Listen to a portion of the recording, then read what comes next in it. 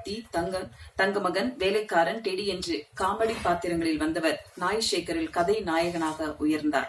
வித்தைக்காரனில் இரட்டை வேடங்கள் கதை நாயகனாக தொடரும் தி மேஜிக் மேன் சதீஷ் அவர்களை உங்கள் முன் பேச அழைக்கிறேன்.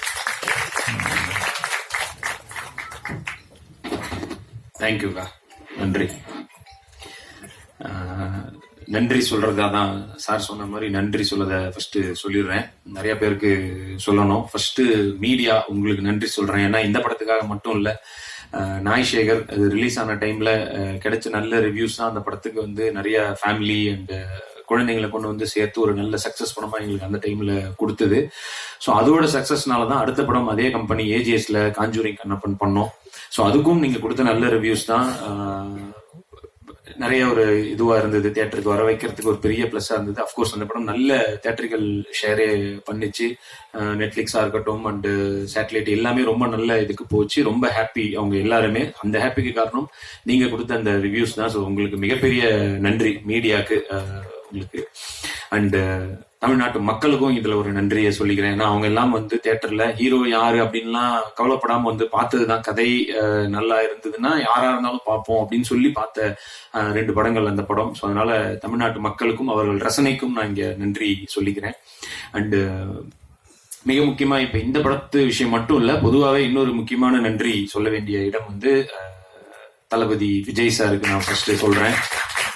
ஏன்னா இந்த படம் வந்து செக் வந்து ஃபர்ஸ்ட் அவர் கையில இருந்து தான் வாங்கினதே. நாங்க டைரக்டருக்கு அந்த செக் அவர் கையில தான் வாங்கினோம். ஸோ அப்படி எங்களுக்கு தொடங்கி வச்சாரு.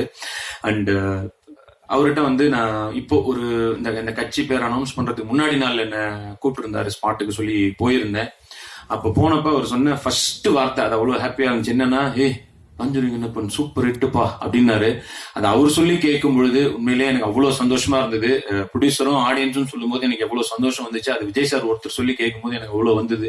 அந்த படம் அவர் பார்த்திருக்காரு, அதை பத்தி என்கிட்ட பேசணும்னு நினைச்சிருக்காருன்றதே எனக்கு ஒரு மிகப்பெரிய ஒரு சக்சஸா இருந்தது. நான் சினிமா வந்ததற்கான பலன் அப்படின்றதுல அதுவும் நான் அடைஞ்சதான் இன்னைக்கு சந்தோஷப்பட்டேன். அது அண்ட் அவர் அந்த ஃபேன்ஸுக்கு எப்பவுமே எவ்வளவு மரியாதை கொடுப்பாருன்னு நான் நிறைய இடத்துல ஸ்டேஜ்ல சொல்லியிருக்கேன்.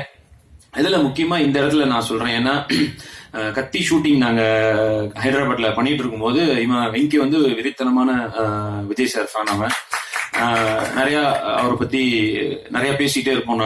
நான் அந்த ஷூட்டிங்ல வந்து அவர்கிட்ட நான் போகும்போது சொல்லியிருக்கேன், இந்த மாதிரி ஒரு ஃபேன் ஒருத்தன் இருக்கான் சார், எல்லாத்தையும் பார்ப்போம், இதை பத்தி இது பண்ணுவோம், உங்களை பத்தி தான் சார் பேசிக்கிட்டே இருப்பான், லவ் பண்றான் சார் உங்களை அப்படின்ற மாதிரி சொல்லியிருந்தப்போ அன்னைக்கு கரெக்டா நாங்க ஷூட்ல இருக்க அன்னைக்கு உனக்கு பர்த்டே.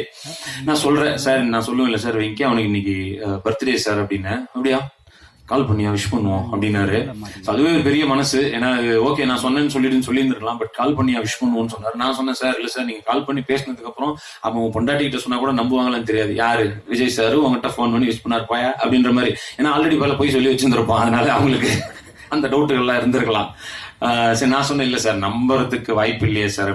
என்ன பண்றது, சரி ஒரு வீடியோ எடுத்து அனுப்பிச்சு விடுவோம் அப்படின்னு சொல்லிட்டு அவர் ஒரு வீடியோ வந்து எடுத்து அதை நான் வந்து அவனுக்கு அனுப்பிச்சு விட்டேன். ஸோ நிச்சயமா அந்த டைம்ல வந்து ஒரு ஃபேன்ஸுக்கு மரியாதை கொடுக்கறதுல இவ்வளவு ஒரு பெரிய ஹீரோவை நான் பார்த்தேன். அந்த வீடியோ வந்து நான் நிறைய பேர் இப்ப கேட்டாங்க எனக்கு இதுல ஒரு விகடன் இன்டர்வியூல அதை பத்தி பேசியிருந்தேன்னு சொல்லிட்டு நான் முடிக்கும் போது அதை ப்ளே பண்ணி காட்டுறேன். உங்களுக்கு அது கண்டிப்பா பெரிய இதா இருக்கும் இல்லையோ, பாக்குற மேபி அவங்களுக்கு ஆடியன்ஸ்க்கு ரொம்ப ஒரு இதுவா இருக்கும், எடுத்து வச்சிருக்கேன். ஸோ அவருக்கு வந்து விஜய் சாருக்கு மறுபடியும் இங்க ஒரு நன்றி. அண்ட் கட்சி தொடங்கியிருக்காரு, அதிலும் மிகப்பெரிய வெற்றி அடைய நான் ஒரு ரசிகனா வாழ்த்துறேன்னு சொல்ல முடியாது, வேண்டிக்கிறேன். அண்ட் இப்போ படத்துக்கு வருவோம். இந்த வி சென்டிமெண்ட் உண்மையிலே எங்களுக்கு நிறைய இந்த படத்துல விவியா இருக்கு. ஜென்ரலா அஜித் சார் படங்கள்ல அந்த வீல ஸ்டார்ட் ஆகும் நிறைய, வீரம், வேதாளம், அந்த மாதிரி விடாமுயற்சி வரைக்கும். எங்களுக்கு இதுல என்னன்னா ஃபர்ஸ்ட் டைரக்டர் அவன் பேரு வெங்கி, அப்புறம் ப்ரொடியூசர் அவர் பேரு விஜய், அண்ட் எங்களுக்கு பிள்ளையார் சொல்லி போட்டு வச்ச விஜய் சார் விஜய், டைட்டில் வித்தைக்காரன், இந்த மாதிரி நிறைய வி இதுல இருக்கு. ஸோ அது ஒரு சின்ன சென்டிமெண்டா இருக்கு தான் சொன்னேன். எதுக்காக அதை சொன்னேன் அப்படின்னு கேட்டா பதில் இல்லை. அண்ட் எல்லாருமே நல்லாவே இந்த படத்துல உழைச்சிருக்காங்க. ஒருத்தருமே வந்து அவங்களோட பெஸ்ட் போட்டு தான் கொடுத்துருக்காங்க. ஏன்னா எல்லாருக்கும் மோஸ்ட்லி தான் நான் சொன்ன மாதிரி எல்லாருக்கும் ஃபர்ஸ்ட் படம் தான். ஹீரோக்கும் ஃபர்ஸ்ட், சாரி டைரக்டருக்கும் ஃபர்ஸ்ட் படம், கேமராமேனுக்கும் ஃபர்ஸ்ட் படம், அவங்களும் ஹீரோயினா ஃபுல் ஃபிளெஜ்டா இதுதான் ஃபர்ஸ்ட் படம். ஸோ அதனால அவங்க எல்லாரும் ஒரு யங் டீம். அதுக்கு வந்து ஒரு நல்ல ஒரு வாய்ப்பை ஏற்படுத்தி கொடுத்த விஜய் பாண்டி அவர்களுக்கும் இந்த இடத்துல நன்றி சொல்லிக்கிறேன்.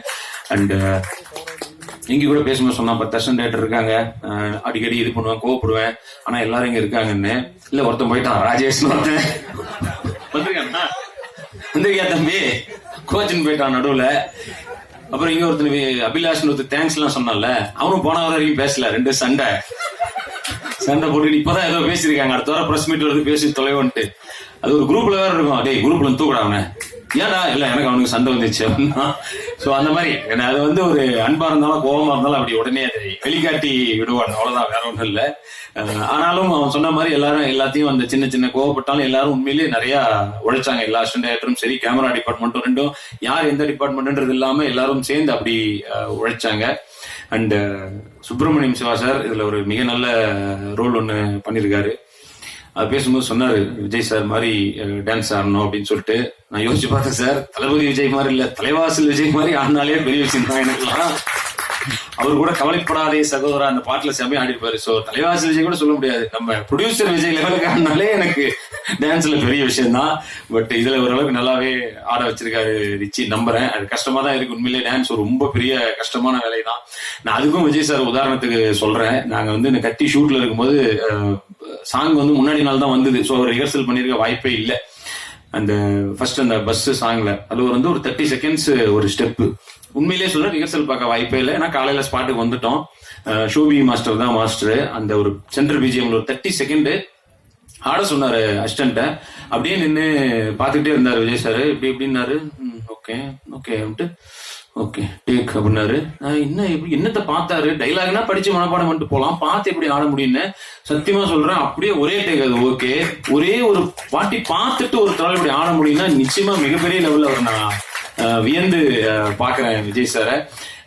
சோ அதெல்லாம் பார்த்துட்டு இந்த டான்ஸ் அப்படின்னா இதெல்லாம் நம்ம டான்ஸ்னே சொல்லிக்க முடியாது. பட் ஓகே, என்னோட சைட்ல ட்ரை பண்ணிட்டு தான் இருக்கேன். கொஞ்சம் கொஞ்சமா இன்னும் அதை இம்ப்ரூவ் பண்ணிக்கணும்னு தான் ஆசைப்படுறேன்.